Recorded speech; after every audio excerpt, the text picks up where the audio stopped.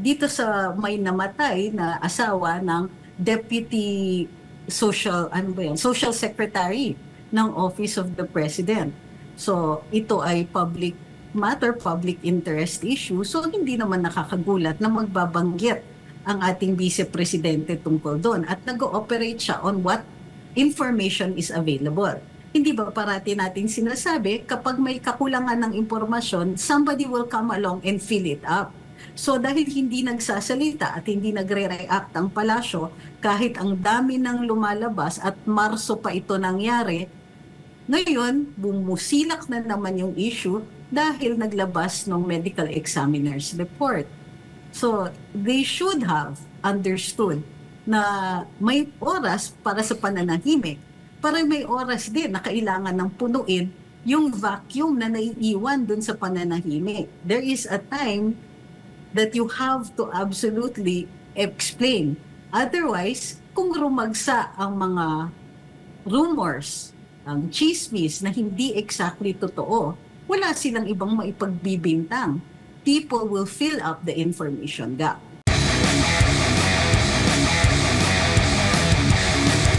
Fake news ba o hindi, no? Patungkol dito sa pagkaka-involved sa pangalan po ni First Lady Liza Marcos dito nga po sa pagkakamatay ng negosyanteng si Juan Paulo Tantoco. Ano po ang nakikita niyo po dito, ma'am? Ano po bang alam niyo po sa patakaran doon po sa Amerika pagdating po sa pag-iimbestiga? Ini-expose ba nila kung sino yung kanilang iniimbestigahan na pwedeng ang isang ordinaryong citizen na manghingi doon ng kopya at malalaman kung sino yung kanilang iniimbestigahan or yung facts lang kung ano yung sino yung mga namatay, attorney? Considering open pa yung case po, attorney. Okay. Binasa ko yung policy manual ng Beverly Hills Police Department at ilan sa mga batas sa California. Ang general rule is kapag investigative, lalo na ongoing, ito ay protected pa, hindi sila nire-require na i-disclose ito. However, may certain information na required. Halimbawa, that yung activities ng police department that they responded to a call, kung ano yung purpose ng response ng call na yon. So basic information, hindi nila kailangan i-disclose, for example, yung iniimbestigahan nilang tao and so on. In this case, mayroon din po silang policy on media releases. Kung ano at nakalagay doon sa batas, maliwanag, na maaari pang i-restrict even further yung nire-release na information to the media. Opo, so kumbaga, doon sa inilabas po na exclusive na balita ng isang network, yung sa Net25, wala po kayong nakikitang mali doon at kumbaga, factual lang, yung time, kung ano yung what, when, where, how, yun lang yung pwede ipakita. Pero yung possible involved, no? Kung sino yung mga iniimbestigahan, kasi iniimbestigahan pa sila, hindi pa ma-conclude na hindi talaga kasama doon sa inimbestigahan ang mga involved na lumulutang ngayon na pangalan na sinasabing nasangkot na nga doon, attorney. Okay, ganito. Ina-assume ko muna na walang fake news, walang ganyan. No? I-assume muna natin ang good faith. Kasi sa batas, when a person says something, when the document is presented, the first assumption is regular yon, tama yon, nagsasabi ng totoo. So proceeding from that, mayroong isang version na kinuha yung isang network at to be fair, talagang nag-request sila.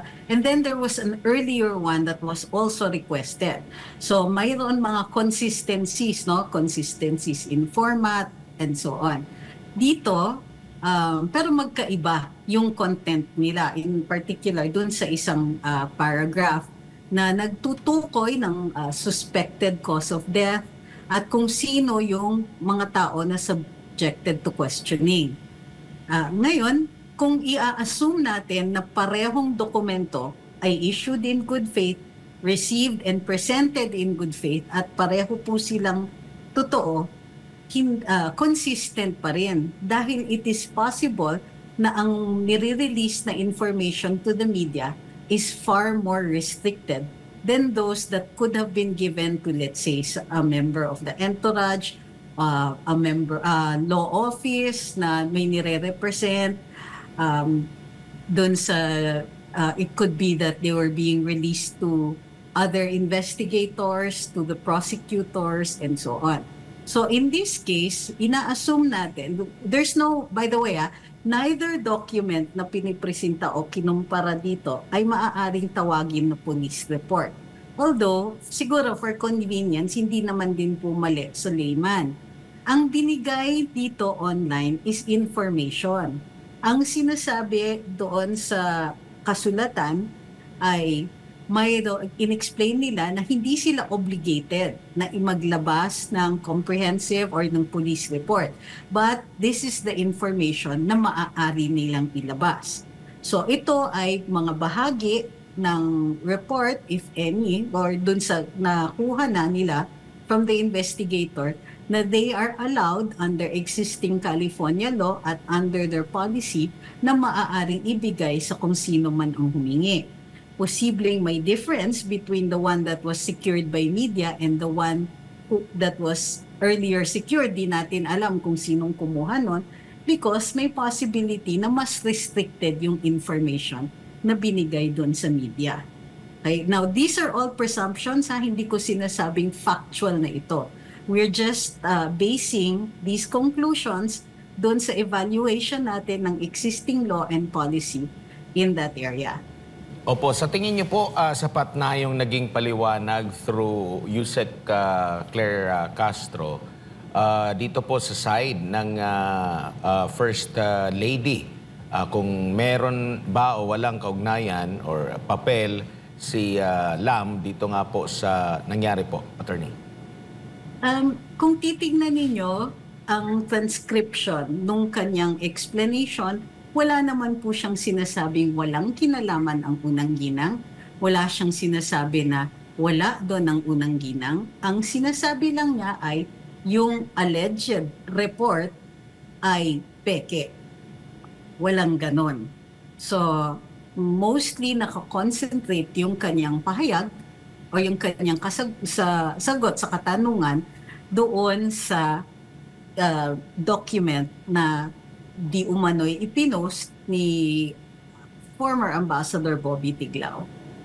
Opo, at isa pa sa lalo pang nagpaugong dito sa legitimacy ng issue na ito po, no? Yung papel ni Lam dahil nga hindi kasama siya sa biyahe ng Pangulo doon sa Amerika. Kaya na-connecta ito ng mga observer na baka nga merong nangyari kasi bakit hindi siya pupunta halos lahat ng biyahe, especially dyan sa Amerika. Alam naman natin, very New Yorker siya.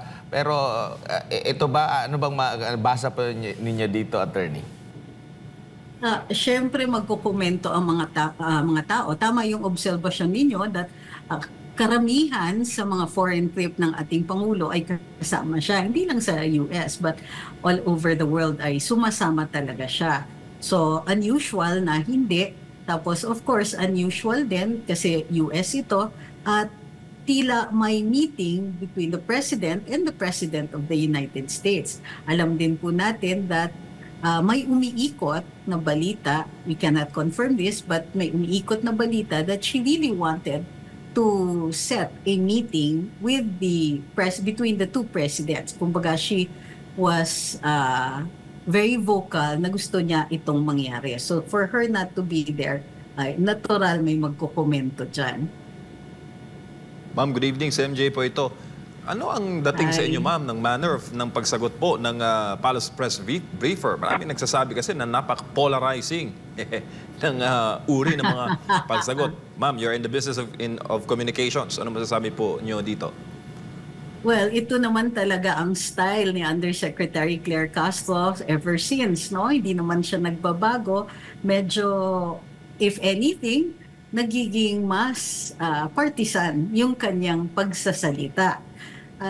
Of course, kapuna-puna kasi ikaw ay nagsasalita para sa palasyo, ang palasyo ay dapat para sa tao. So, yung mga polarizing na speech, may lugar naman siya sa politika. pero hindi parating ginagamit kapag ikaw ay nagbibigay ng impormasyon para sa kapakanan ng taong bayan. That being said, mapupuna din natin na hindi yung press briefing na yon ay hindi nakatalaga para dun sa explanation na binigay niya. May nagtanong sa media tungkol dito. Rumaragsa yung issue sa social media. So parang, ay by the way, tatanungin ng reporter. I mean, alam naman natin na may mga ganyang klaseng strategiya kapag nagmamanage ka ng isang press briefing. Minsan-minsan, at alam naman natin, this happens in administration, may mga tanim-tanong dyan na para, by the way, biglang magtatanong ang media. So, convenient ito sa kanila na ay biglang natanong para mayroon siyang papel na sagutin. Kasi sa totoo lang, hindi naman siya spokesperson ng unang ginang. Siya po ay taga-brief ng media on behalf of the palace. So, kumbaga, nabigyan ng dahilan para sagutin niya yon at surprise, meron siyang presentation ng dokumento. So, but in truth, the First Lady, kailangan magtalaga siya ng sarili niyang tao para magsalita para sa kanya. Bukod pa dyan, kung sakasakali magkamali o may lumabas na iba pang balita na pinabubulaanan yung mga sinabi ni Undersecretary Claire Castro, mayroong plausible deniability ang unang ginang sa mga sinabi dito. Maaari niyang sabihin, but I never said that I wasn't there, or I never said this, or I never said anything about the report. So, maaari din siyang makaiwas sa posibleng maging liability kung mayroon siyang sabihin that should prove, kumbaga, unwise, considering marami na nga ang usap-usapan tungkol sa kanyang mga activities. Pero papansinin mo ang mga nagtatanong, ma'am, na mga media, pinagtatawan na lang mga sagot niya eh. Napansin ko may mga ngiti, oo, may ganon. Unusual kasi yung style niya, kumbaga, as compared to other, how do you call this? Well, dati ang nag-briefing was si Daphne Osenia, who of course mostly introduced lang yung mga cabinet secretaries who would conduct the briefing. Before that, myself, so iba rin naman po yung style. Before that, under the Duterte administration, we had Fox Harry, you had Attorney Salvador Panelo, iba rin yung mga style. Pero this one, medyo kakaiba nga. We can only conclude na yan po ang gusto ng Malacanang. Mukhang hindi naman siya napapagsabihan eh. Mukhang para sa Malacanang at sa kanyang mga boss, okay naman yung kanyang ginagawa. Pero ayaw niyo ni Attorney Topacio na siya po yung mag-resign bilang Palace Press Briefer. Sayang raw kasi ang lap trip. Attorney, ikaw may pabor doon. Entertaining kasi. Napaka-entertaining naman din kasi. Pero kung ako ay kanyang boss, I would have taken note of yung mga komento na ganyan at mapapaisip ako, ito ba, is it still working? Kumbaga, kung ano man ang strategiya nila, is it still working? Kailangan ini-evaluate din po nila yan. Pero pag Duterte issues, matindi. Ang grabe ang pag-expound sa mga paliwanag. At makabanat kay VP Sara, ano din, todo din. In fact, nag-umpisa nga ito, di ba, na napuna niya yung sinabi ni VP Sara tungkol sa lumaragsa nga na issue dito sa may namatay na asawa ng Deputy Social Secretary ng Office of the President. So, ito ay public matter, public interest issue. So, hindi naman nakakagulat na magbabanggit ang ating Vice Presidente tungkol doon. At nag-ooperate siya on what information is available. Hindi ba parati natin sinasabi, kapag may kakulangan ng impormasyon, somebody will come along and fill it up. So, dahil hindi nagsasalita at hindi nagre-react ang palasyo, kahit ang dami ng lumalabas at Marso pa ito nangyari, ngayon, bumusilak na naman yung issue dahil naglabas ng medical examiner's report. So, they should have understood na may oras para sa pananahimik. Para may oras din na kailangan ng punuin yung vacuum na naiiwan dun sa pananahimik. There is a time that you have to absolutely explain. Otherwise, kung rumagsa ang mga rumors, ang chismis na hindi exactly totoo, wala silang ibang maipagbibintang. People will fill up the information gap. Very challenging, ma'am, no? Ang PCO, may bago na namang secretary. Mahirap bang didepensa o ibenta ang ganitong uri ng administrasyon? Sa larangan po ng pagpapabot ng impormasyon sa publiko, lalo na ang mga government arm ng mga stasyon o ng mga ng mga sangay ng pamahalaan gaya ng PCO. Sa totoo, very powerful ang PCO dahil meron kang sarili mong media assets. May PTV ka, may IBC ka, may Radyo Pilipinas. You have FM, at least 2 channels on FM radio. Meron kang PNA. So ang dami. Tapos kontrolado mo halos yung information that the government puts out. May PIA pa, which gives the information to all the information officers all over the country. So ang dami mong media assets, kung maganda ka gumamit ng iyong judicious yung management mo doon sa news and information, kayang-kaya na makontrol or at least hindi matatalo sa naratiba ang gobyerno. All of the assets are there and they are available. Kailangan lang marunong ka mag-manage ng information nyo. Every time dapat tinitignan mo, ito ba ay tama, ito ba ay are we giving the public enough information para sa kanilang kapakanan so that they can make informed decisions. So halimbawa, yung pag-explain ng mga bagong tax laws, yung mga issues of the day, controversies na lumilitaw about government officials, these must be addressed immediately. Hindi yung uunahin mo yung tatahimik ka, salubungin mo. Pero in every instance, kailangan i-evaluate yan. Hindi ako actually, iniisip ko na si Sec Dave kabago-bago ay ito yung hinaharap niya ngayon.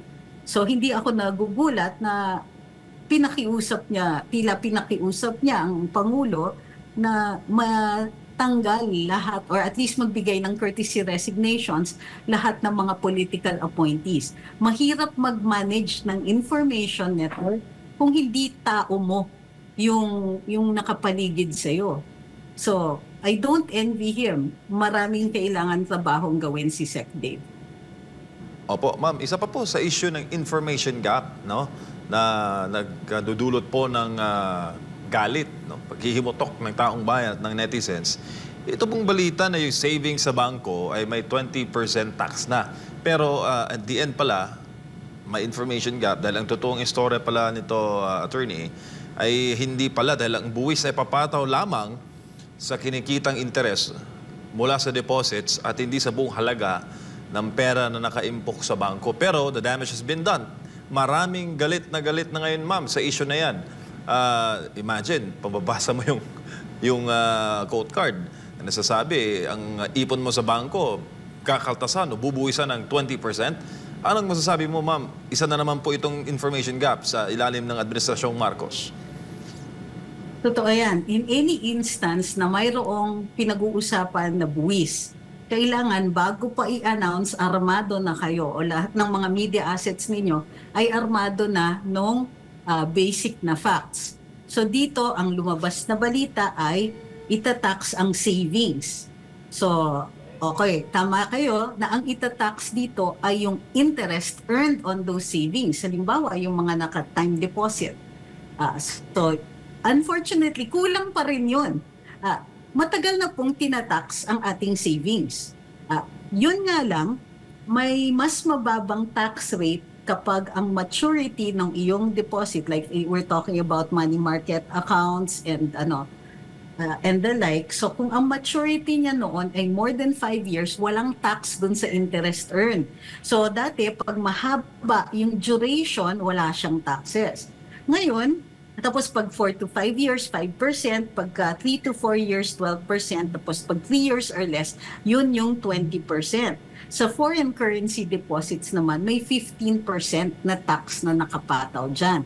Ang ginawa lang nila is tinandardize nila para lahat, kahit yung mga long-term na deposits o yung matagal yung maturity date, ay 20% lahat yan. it's still an increase in taxes. Pero ang tina-target nila yung mga long-term maturity rates. So yun, uli, ang laki nga ng damage, iniisip ng mga tao na hindi tuloy nagkakaroon ng incentive na mag-save ang mga tao and makakaapekto ito sa investments in the future. Pati yung mga local investments, yung yung borrowing sa mga bangko, yung availability ng mga pondo para mahiram sa bangko at magamit sa negosyo ay maaapektuhan din. So pinabayaan nila ito ng ilang araw. So ito, galit na yung mga tao. Ngayon lang lumalabas sa balita na the taxation is on the interest earned at standardization lang siya, walang dagdag. Mayroong dagdag na taxes dun sa sa interest earned, pero kasi dati graduated. So ngayon standardized na yung taxes.